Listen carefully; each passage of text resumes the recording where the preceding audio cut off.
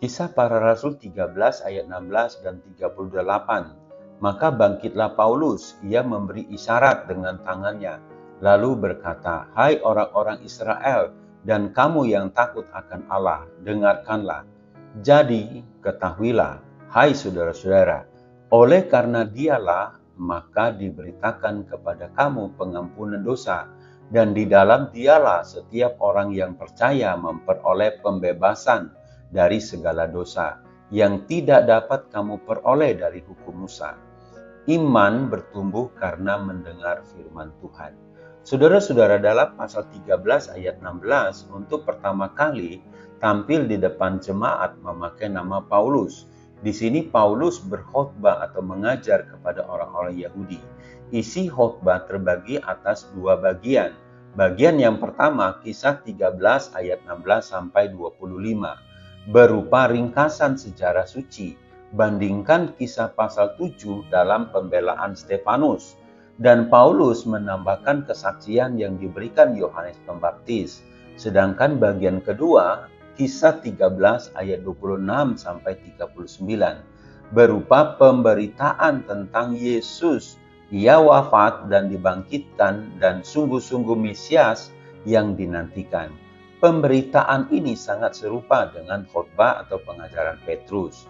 Sedangkan penutup ajaran Paulus mengenai pembenaran oleh iman dan diakhiri dengan statement yang tegas, yaitu waspadalah.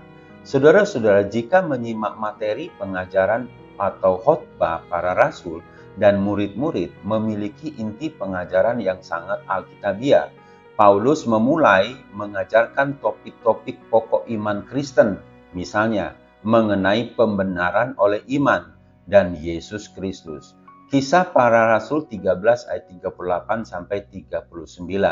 Dalam Roma 3 ayat 24 mengatakan, "Dan oleh kasih karunia telah dibenarkan dengan cuma-cuma karena penebusan dalam Kristus Yesus. Sola gratia dan sola fide." Saudara-saudara, zaman sekarang khotbah-khotbah yang mengedepankan pengajaran meneliti Alkitab sudah kurang disukai. Yang disenangi adalah khotbah yang aplikatif. Ayat atau teks Alkitab hanya sebagai pengantar. Bahkan banyak para pengkhotbah menjadikan bacaan Alkitab sebagai pelengkap, tidak lagi menjadikan Alkitab sebagai inti utama dalam pengajaran. Bagaimana respon jemaat mula-mula ketika mendengar pengajaran atau khotbah Paulus, khusus dalam kisah pasal 13 ayat 42?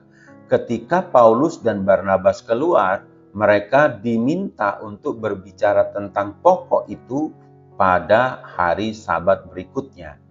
Saudara-saudara, ingat, iman bertumbuh karena mendengar firman Tuhan. Oleh sebab itu, renungkanlah firman Tuhan itu siang dan malam. Haor Ministry.